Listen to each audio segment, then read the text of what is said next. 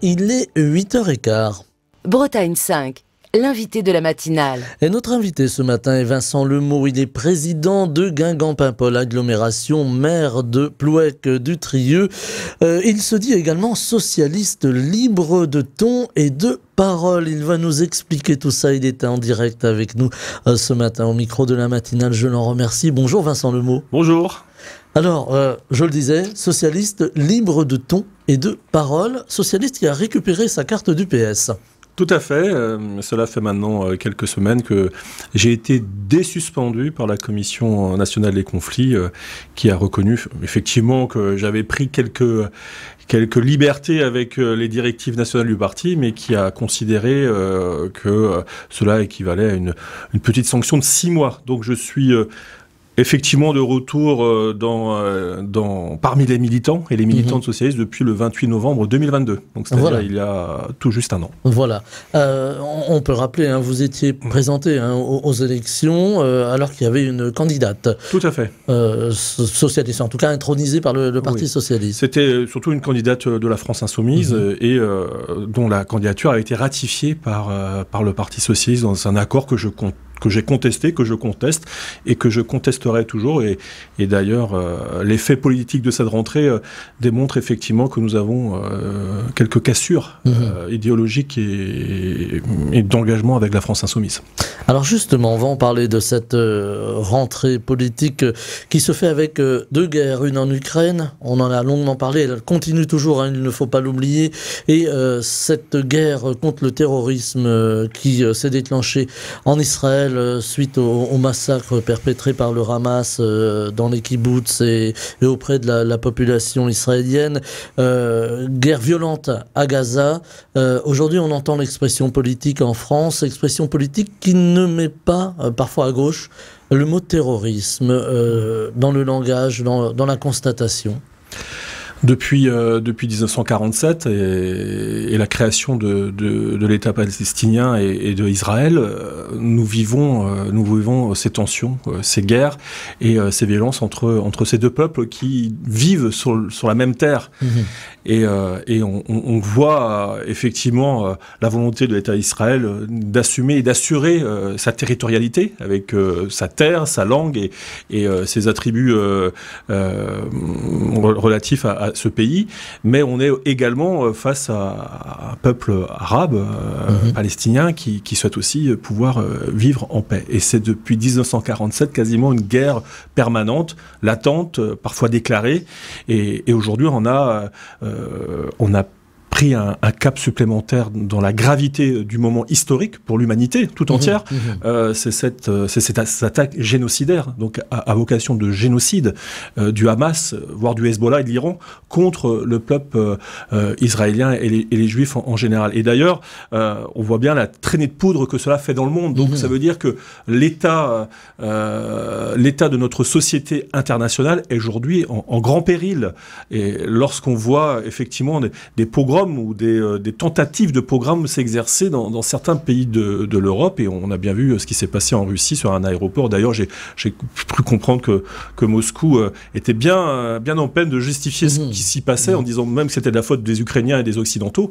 Donc on voit bien que la guerre qui se mène aujourd'hui dans ce Proche-Orient, avec aujourd'hui une riposte israélienne qui est légitime, mais dont la portée doit être aussi de regarder de près, parce qu'on ne peut pas non plus sombrer dans l'inhumanité vis-à-vis des peuples palestiniens, parce que Hamas, Hezbollah et Iran auraient ainsi une volonté génocidaire du peuple juif. Donc on est vraiment dans un moment historique où le basculement vers le pire est possible.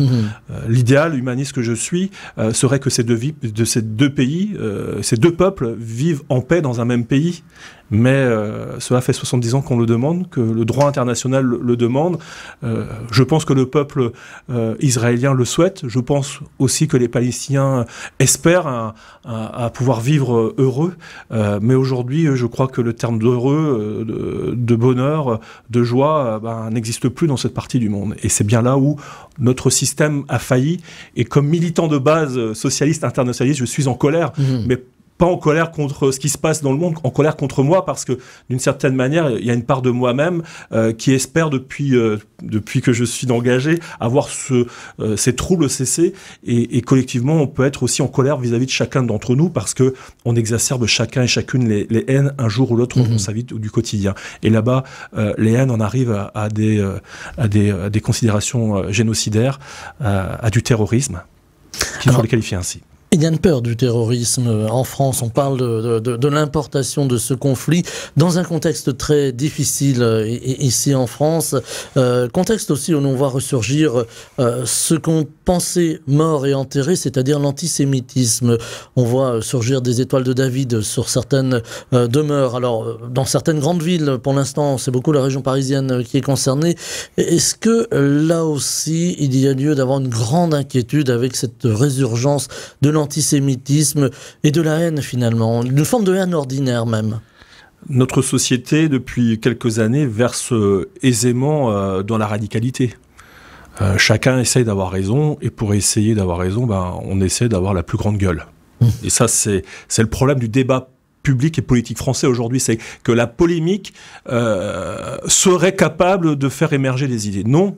La ville polémique, elle amène dans la radicalité, elle amène dans l'extrémisme, et elle nous engage dans des propos de plus en plus violents, et pas simplement que oralement, mais physiquement, avec des inscriptions, comme vous le dites, mais également des attaques personnelles. Aujourd'hui, la posture républicaine que l'on doit avoir en permanence lorsqu'on est citoyen ou citoyenne française, elle est mise au second plan face à la petitesse, à la bassesse qu'on voit sur certains réseaux sociaux. Moi, j'apprécie pas forcément les lire, mais je les lis, mais jusqu'où va la bêtise, l'ignominie, la ranque, qui amène effectivement les unes et les autres à un moment donné à se dire c'est possible d'être, excusez-moi du terme, con, méchant, bête.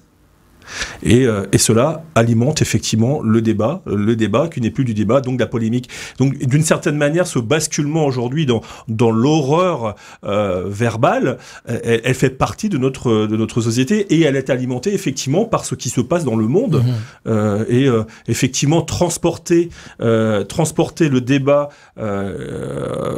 qui existe depuis 1947 sur la place internationale entre Israël et la Palestine dans notre pays, il faut l'amener avec beaucoup de prudence et avec beaucoup de pudeur, parce que notre histoire, elle a été dure vis-à-vis des peuples minoritaires dans notre pays, et pas que depuis 1940-45, auparavant. Donc il y a toujours une volonté aussi de puissance, de surpuissance d'une certaine, de certaines catégories sociales qui se sentent supérieures aux autres. Donc attention à nos démons anciens, et j'en appelle effectivement à la responsabilité à gauche, et notamment à la France insoumise. Et d'ailleurs, beaucoup d'élus de la France insoumise sont indignés, en off, comme on dit, par les propos de Jean-Luc Mélenchon et Madame Obono. Donc à un moment donné, restons dans une posture responsable, autant pour notre pays que pour notre image et notre message à l'international. La parole politique, elle est importante, elle est reçue par les citoyens français, et on parlait de la parole de la France insoumise. On note une fracture aujourd'hui entre la France insoumise, une part également de ce qu'on pourrait appeler sa base, des militants de base qui s'interrogent sur la parole justement de Jean-Luc Mélenchon. Le militant socialiste libre que vous êtes, Vincent Lemot, comment se situe-t-il dans cette gauche fracturée? Je suis toujours avec chevillé au cœur et au corps ces méthodes de respect et de tolérance. Respecter la parole de l'autre, et que l'autre et moi-même ayons chacun et chacune un moment de dignité dans la prise de parole, la tolérance. Ça n'empêche pas d'avoir des colères, des coups de gueule, mais à un moment donné, on doit se retrouver autour d'une table pour effectivement se donner un sens à l'action politique et publique. Dès 2021, quand on a préparé, même 2020, quand j'ai préparé ici en Côte d'Armor ce qui allait devenir les victoires de la gauche aux élections municipales et départementales, nous avons voulu avoir l'ensemble des acteurs politiques autour de la table, et en particulier nous avons eu la gauche tout entière, sauf une qui a refusé d'être tour de table, la France insoumise à l'époque. Quand on veut avancer, il faut dialoguer. Et il faut s'écouter. Aujourd'hui, quand je constate ce qui s'est passé en 2022, c'est que la France insoumise ne veut qu'imposer. Elle veut soumettre. Et c'est là où moi, je dis à un moment donné, c'est une rupture de méthode. Il y a un problème de forme qui est déjà à régler entre nous à gauche. C'est-à-dire, quelle est la parole, et donc quelle est la place de chacun et de chacune à gauche. Parce que je suis là et je rejoins effectivement Olivier Faure, même si j'ai beaucoup de désaccords sur la manière avec laquelle il a amené cet accord. Il faut effectivement réunir la gauche pour pouvoir revenir au pouvoir. On a reproché, pardon Vincent Lemot, au Parti Socialiste de cette, pardon, le terme est un peu fort, mais on a pu le lire ça et là, de s'être raccroché au wagon de la France Insoumise pour ne pas sombrer les résultats électoraux ayant été assez calamiteux, il faut bien le dire. Comment vous l'avez vécu? Ça a été une claque, un coup de poignard, ou au contraire, vous vous êtes dit, il faut remonter, il faut essayer de trouver une solution? Il y avait deux hypothèses, soit l'affirmation de ces idées politiques et ce courant de pensée social-démocrate qui existe depuis plusieurs années dans notre pays, et un socialisme à la française, hérité surtout de Jean Jaurès, avec ces combats qui sont portés autour de la justice sociale, de l'éducation et de l'égalité, et aujourd'hui qui se met dans une méthode aussi au quotidien pour que chacun et chacune puisse bénéficier du progrès partagé pour chacun. Et il y avait la posture effectivement électoraliste, le coup d'un soir, comme on dit, pour essayer de faire le grand changement. Et on voit bien que ça marche pas. Les révolutions d'un soir du Conseil national je crois que c'était du 6 mai 2022, il n'a duré qu'à peine une année. Donc effectivement, moi c'est un profond regret d'avoir fait un accord politique. On n'a pas mesuré la capacité de pouvoir faire plus ou moins avec cet accord politique, mais on a fait moins qu'en 2017. Donc en termes de représentants à l'Assemblée nationale. Donc effectivement, il y a des regrets parce que ce débat et ces décisions nous ont quasiment été imposées. Au début avril, la direction nationale nous disait que nous irons sous nos propres bannières. Quelques jours après, un accord politique se fait et on positionne ici et là quelques camarades pour représenter le Parti socialiste. Ce n'est pas une manière de faire. Donc sur la méthode, il y a un profond désaccord, puisque cet accord, je le rappelle, n'avait pas été validé par les militants. Et par ailleurs, sur le fond, on n'a pas été... On a fait un texte, et je me rappelle de l'avoir lu plusieurs fois, où on mettait la question européenne de côté, on mettait la question du droit international de côté, on s'interrogeait sur les capacités, notamment de la France, à sortir des traités européens, mais Mitterrand, Delors, où êtes-vous quoi, dans ce genre de texte? Ça allait un petit peu à contre-courant quand même des grandes idées du PS. Et tout ça pour un coup d'un soir, d'une révolution manquée, et que l'on constate aujourd'hui qui ne colle pas sur le fond. Sur la forme, effectivement, ça a été un accord électoraliste, mais sur le fond, aujourd'hui, rien n'est réglé encore à gauche. Donc, comme Fabien Rouxel, comme Madame Tondelier, comme d'autres à gauche, Guillaume Lacroix du Parti radical de gauche, comme d'autres, comme Bernard Cazeneuve ou d'autres qui sont au Parti socialiste aujourd'hui, Stéphane Le Foll, Carole Delga et François Hollande, nous devons repartir sur une véritable convention de la gauche qui redéfinisse vraiment le socle idéologique pour le présenter aux Français à un moment donné, puisque les Français sont en attente aussi d'un vrai programme de la gauche, de progrès, et par ailleurs, il nous faut mettre en place des accords politiques pour les élections, et là, on doit être au cœur de la stratégie. Et la France insoumise doit d'abord répondre à ce cœur de valeur de la gauche conventionnelle, habituelle. Les Français, ils aiment bien le progrès, mais les ruptures, c'est quand même difficile à faire passer dans un pays qui aime bien avoir de la stabilité malgré tout. Et on le voit bien, dès lors qu'il est déstabilisé ce pays, on voit les difficultés pour le mouvement des retraites, on l'a vu. Pour la santé aujourd'hui, on s'inquiète énormément. On voit qu'il y a eu des grandes réformes qui ont été faites qui aboutissent aujourd'hui à des grandes difficultés. Donc on voit bien que ce pays a besoin de restabilisation et de sérénité. Et là aujourd'hui, la classe politique française n'est pas à la hauteur des enjeux internationaux et nationaux, et nous devons, nous, à gauche, rétablir cette hauteur de vue, cette prise de distance avec l'immédiateté qui nous amène à avoir des caps et surtout surtout des visions sur du long terme. Et ça, aujourd'hui, aucun parti en France n'est capable de le faire. Malheureusement, je le regrette, de ma simple position de militant de base dans cette famille socialiste héritière de Jean Jaurès et de François Mitterrand. Alors, on a pu lire aussi dans quelques gazettes, dans quelques journaux et quotidiens que Mélenchon avait abîmé la gauche, alors que ça pouvait incarner une union de la gauche, cette NUPES, cette fameuse NUPES, union de la gauche, comme le fit en son temps François Mitterrand pour gagner des élections en 1981. Là, on a cette désunion de la gauche et on pointe du doigt une personne, à savoir Mélenchon. Est-ce que c'est lui la clé du problème à gauche? Est-ce que c'est Jean-Luc Mélenchon le problème?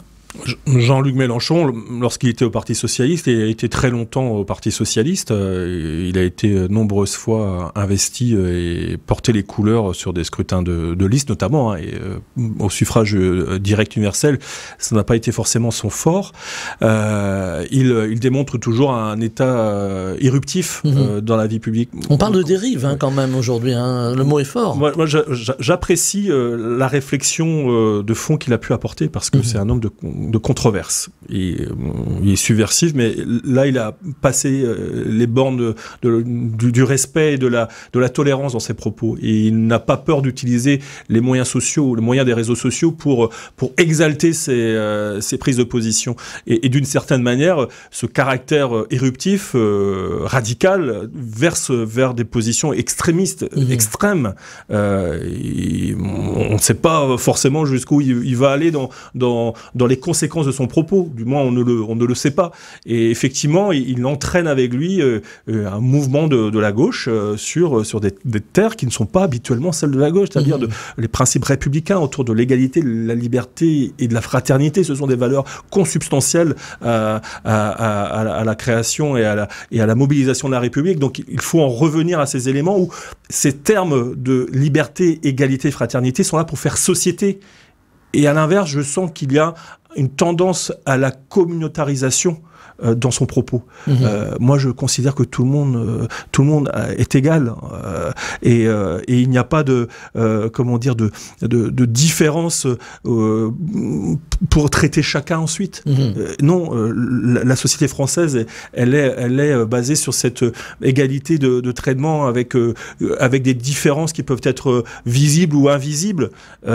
Quand on verse vers une société de communauté, le communautarisme, là on verse effectivement par des exclusions, par des affranchissements de règles, et ça je ne peux pas supporter en termes de républicain. Donc le discours de Jean-Luc Mélenchon, qu'il porte avec son caractère, mais aujourd'hui m'inquiète aussi parce que moi je veux faire société, lui veut faire communauté, et communauté avec un S, pas avec la communauté nationale unique et une et indivisible, non. Donc refaire société avec le contrat social à la Jean-Jacques Rousseau. Faut pas dire Jean Jaurès, mais au moins d'avoir ce contrat qui lie les uns et les autres est déterminant pour avancer. Et la gauche doit être porteuse de ce mouvement de faire société pour le bien commun sur la base de la liberté, égalité, fraternité. Avec en embuscade le Rassemblement national un sondage. Alors les sondages valent ce qu'ils valent. On n'est pas encore arrivé à l'élection présidentielle, mais ceci dit, voilà, il y a des petits frémissements comme l'on dit. Un sondage sorti ce matin donnerait plus de 30% à Marine Le Pen si demain ou dimanche avait lieu l'élection présidentielle, le premier tour. Est-ce que c'est de nature à vous inquiéter? Est-ce que la société française change, bascule à droite finalement? En politique, j'ai toujours entendu qu'il fallait que la gauche convainc l'électorat de droite à voter pour elle. Donc la France, elle aime bien la stabilité, comme je l'ai dit tout à l'heure. D'une certaine manière, on pourrait dire ça en termes de synonyme, elle aime le conservatisme. La difficulté aujourd'hui, c'est que nous sommes assaillis par ces propos durs, sévères, belliqueux, parfois outrageants de la part de la gauche. Et c'est bien là aujourd'hui, on se fixe, et d'une certaine manière, on fixe la radicalité de la France insoumise, et notamment de Jean-Luc Mélenchon, alors que dans le même temps, avance tout doucement, tranquillement, dans le silence, l'extrême droite. Moi, politiquement, j'ai beau essayer de dire que le Front National ou le Rassemblement National est rentré dans le spectre des partis républicains, je n'y arrive pas. Il y a quelques fondamentaux qu'il reste. Dans la longue histoire française, il y a des réflexes de haine et de dureté par bon nombre de députés du Rassemblement National, hein, qu'on peut lire sur les réseaux sociaux, même s'ils essayent, je pense, au travers de recadrage, d'éviter ces sorties, ces saillies xénophobes. On l'avait pu le voir d'ailleurs vis-à-vis d'un député de la France Insoumise qui avait été molesté verbalement dans l'Assemblée par un député, je crois, du Bordelais. Oui, on voit que l'histoire se répète. Devrait être modeste dans la lecture historique de ce qui se passe en France, mais l'avancée rampante de l'extrême droite, elle a bien lieu. Aujourd'hui, oui. Est-ce que c'est parce que justement la droite, j'allais dire classique, LR pour la cité, a perdu beaucoup en crédibilité, et aujourd'hui on voit beaucoup de gens de chez LR qui se tournent d'ailleurs vers le Rassemblement National. La droite a été préemptée par Emmanuel Macron. Aujourd'hui, Emmanuel Macron porte une politique néolibérale, conservatrice sur certains aspects, ouverte sur d'autres aspects. Là, on va voir sur l'IVG, il y a une porte sociétale, mais comme Giscard l'avait fait avec l'IVG dans les années 70. Donc, on voit bien que la comparaison jumellaire Giscard-Macron fonctionne bien. Donc, on est sur une captation du centre droit et même d'une partie de la droite républicaine, puisque Nicolas Sarkozy, on l'a considéré, on est proche aussi des positions d'Emmanuel Macron. Donc aujourd'hui, la captation de l'électorat de droite est faite. Pour moi, Emmanuel Macron représente effectivement la tendance libérale conservatrice de notre pays. Donc effectivement, la droite dure, nationaliste, extrémiste, se recompose avec deux tendances, une très souverainiste, très ancrée dans les soi-disant vieilles valeurs de la France, autour de Zemmour et de Marion Maréchal Le Pen, et de l'autre côté, donc Marine Le Pen qui essaie de dédiaboliser, et qu'elle réussit d'ailleurs à dédiaboliser ce que son père n'avait pas réussi, le Front National, le Rassemblement National, mais avec quand même une persistance de l'histoire et de certaines valeurs qui sont étrangères au spectre des partis républicains. Donc, d'une certaine manière, la recomposition politique, elle est faite à droite. On a une droite dure, radicale, qui verse vers l'extrême droite, et on a aujourd'hui un centre droit, un centre républicain qui tourne aujourd'hui d'Emmanuel Macron. Et d'ailleurs, Gérald Darmanin, lui, tous les jours, il travaille pour faire en sorte que sa loi sur l'immigration soit votée par la droite. Donc on voit bien que les accointances, elles sont bien là. À gauche, aujourd'hui, cet espace de débat n'existe pas, même si on porte, je le porte avec Stéphane Le Foll et avec Bernard Cazeneuve et d'autres au niveau territorial en France, cette régénération de la gauche, mais il va bien falloir se mettre autour de la table. Et moi, je fais un appel à se mettre autour de la table du niveau national, mais sans oublier jamais le niveau local. C'est-à-dire que la régénération de la gauche viendra par les territoires, par ces mouvements sociaux, associatifs, de l'éducation populaire, des partis politiques, des mouvances culturelles du territoire, à se former autour d'un projet commun où il y aura des personnes qui viendront d'horizons différents. Et il faut l'accepter. Il faut accepter le mot, comme il faut accepter Gérard Lahellec, comme il faut accepter Annie Louérou, comme il faut accepter les amis de la France Insoumise qui se retrouvent pas dans le discours de la France Insoumise, comme il faudra retrouver les amis écologistes, radicaux de gauche, mais également de l'UDB, même en Côte d'Armor. Voilà. Dès les Côtes d'Armor, dès les territoires dans lesquels on vit, parce que les gens ont besoin de cette proximité qui les rassure, et parce que le niveau national, voire international, vient déstabiliser notre vision de long terme. Nous devons au niveau territorial, dans notre action du quotidien, dans nos collectivités, rassurer les gens. Et ça, c'est déterminant pour la suite. On a entendu le président Chenet-Girard, président de la région Bretagne, je le dis pour nos auditeurs lointains qui ne connaissent pas forcément Loïc Chenet-Girard, qui s'approche de Bernard Cazeneuve. On l'a vu, on l'a aperçu à quelques rendez-vous importants, à quelques meetings. Est-ce que c'est le début de cette gauche bretonne, cette fameuse Bretagne en haut à gauche, cette gauche bretonne qui se recompose justement sur des grands sujets? On aura quelques minutes tout à l'heure, je l'espère. Je regarde mon réalisateur pour évoquer l'hôpital de Carhaix, c'est très important. On voit cette gauche bretonne qui se recompose. Alors j'allais presque dire à bas bruit. Moi, en tout cas, j'ai lancé la refondation de la gauche en 2015 en Côte-d'Armor, lorsque j'étais en responsabilité au Parti socialiste, et nous avons, d'une certaine manière, réussi le pari en 2015, et étaient à côté de moi Fanny Chappé et Claude Saunier, qui représentaient la diversité tant en âge qu'en génération, mais également en termes de position politique du Parti socialiste en Côte-d'Armor. Et nous avons abouti en 2020 à cette fameuse plateforme, et j'y tiens parce que cela a été oublié ces dernières années, j'en suis l'un des fondateurs, et je suis celui qui a porté sur le papier la première fois plateforme de la gauche costarmoricaine, républicaine et écologique et sociale. Donc cette refondation de la gauche est bien en cours dans les territoires.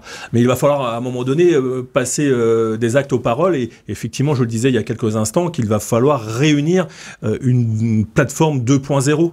Il faut passer à autre chose, et je le disais, et vous rebondissez sur mes propos, il faut effectivement réunir et rassembler cette gauche pour redonner un allant pour que les gens viennent vers nous. Donc oui, Loïc Chenet-Girard, avec ses prises de position personnelles, puisqu'il prend des prises de position personnelles d'un point de vue national, mais aussi ses attaches avec Carole Delga. On l'a vu à Saint-Malo lorsqu'elle était venue ici pour l'Association des régions de France, avec Bernard Cazeneuve, puisque nous avons été à quelques-uns, nous sommes à une vingtaine, à une trentaine à avoir organisé ce moment de réflexion sur l'habitat, et qui a percuté, en plus, qui a été percuté par l'actualité internationale.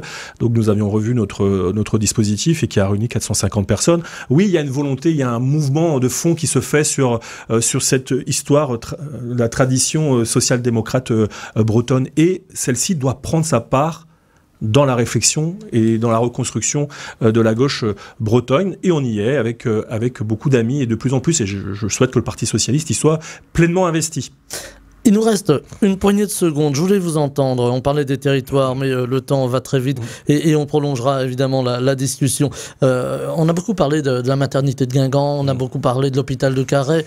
Ce sont les combats que le Parti socialiste local peut conduire pour demain. Complètement, les élus socialistes, ils les mènent déjà depuis 2018, puisque sur l'hôpital de Guingamp, avec Philippe Le Goff, avec Annie Louérou, avec Claudine Guillou, avec Fanny Chappé et avec d'autres élus du territoire de Guingamp-Paimpol agglomération, nous menons, et même d'autres territoires qui sont en proximité de GPA, sont mobilisés pour le maintien de la maternité. Mais au-delà même, on a le maire de Pabu, Pierre Saliou, le maire de Plouisy, Rémi Guillou, et d'autres maires de la couronne guingampaise, et d'ailleurs, ils sont tous mobilisés. Les 57 maires de Guingamp-Paimpol agglomération sont mobilisés pour exiger de l'ARS le maintien de cette maternité à Guingamp. Et on est aujourd'hui sur une suspension encore de 6 mois, qui est inacceptable au regard des problématiques qui sont posées depuis 2018. On le sait bien au niveau de l'État qu'il y a une problématique sur Guingamp. Il aurait dû travailler, cet État, à consolider les effectifs. Or, on voit bien que leur logique a été de vouloir fermer. Et le combat qui s'est mené du coup à Carhaix nous paraît effectivement pertinent. Les territoires doivent se retrouver pour maintenir les services de proximité, dont le premier essentiel est, à notre sens, la santé aujourd'hui dans notre pays. Vincent Lemot, président de Guingamp-Paimpol agglomération, maire de Plouec de Trieux, c'est important, les maires sont souvent cités ici à l'antenne. Socialiste, libre de ton et de parole, ça c'est moi qui l'ai rajouté, je l'ai piqué chez nos copains du Télégramme. Je l'assume. Merci infiniment d'avoir été avec nous ce matin, je vous souhaite une belle journée. Merci à vous. Bretagne 5 matin, Stéphane Hamon.